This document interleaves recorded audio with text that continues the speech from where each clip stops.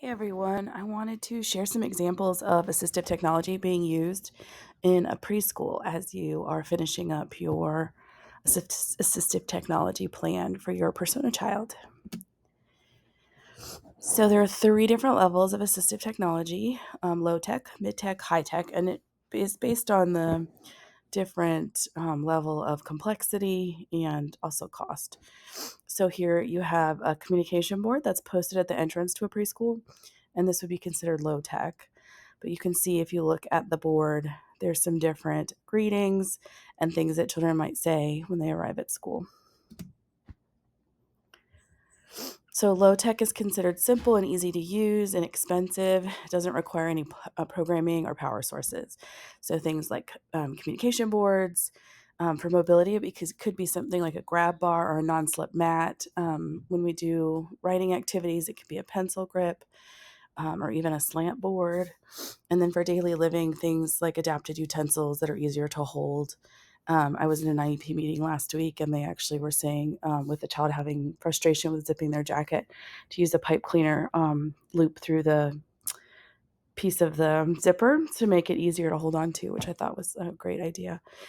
So here is a picture of a little one where they've used an ice cube tray to separate out pom-poms so that she can practice using her pincer grasp to strengthen her hand.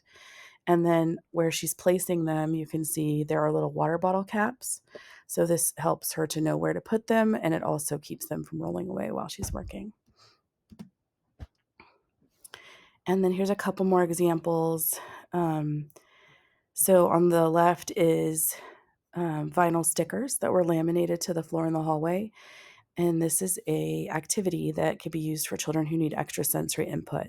So jumping by putting their hands down on the ground like a frog and then jumping over the logs is considered heavy work because of the way your body moves. And then another example of a communication board that was used on a playground. And you can see this little one is telling us he wants to slide. And then mid-tech, these guys are considered moderate complexity. They do require some training or programming and often have batteries.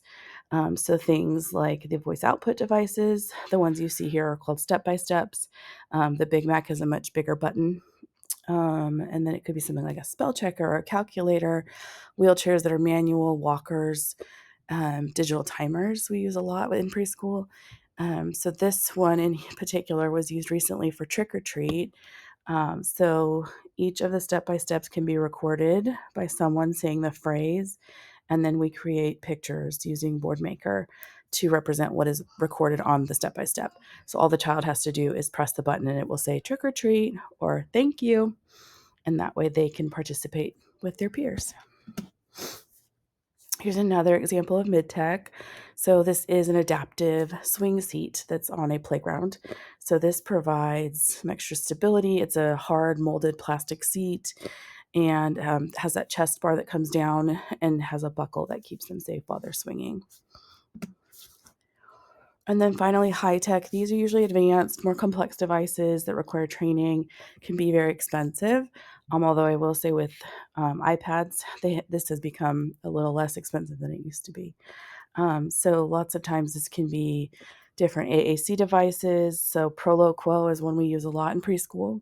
And then tablets or computers with software. My boys are dyslexic and they use the text to speech quite a bit.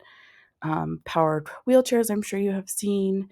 And then we're all using smart home systems now where we get to talk to our houses. So this example over here, this little guy is super smart, but he is nonverbal. And so he has an iPad that it gets set up with the Proloquo app. And for this particular activity, it would have numbers on it. And so he can count by touching the object and then touching the number. And then at the end, he would say how many and touch the total. And then another example of assistive tech that's considered high tech. So for a child in a motorized wheelchair, this example is a water toy that was adapted so that it could be used on his tray. So it has its own tray, the blue piece, and then it's got the water wheel. And then you can see the big blue piece that kind of has the little motor for the tubing. And then where his hand is the big button that activates it. And they call that a switch. And so he can hit the switch and then he gets to see the water go up through the funnel and down the water wheel. So I hope that is helpful to see some more examples of what assistive technology can look like, especially in an early childhood setting. I can't wait to see your guys' projects soon.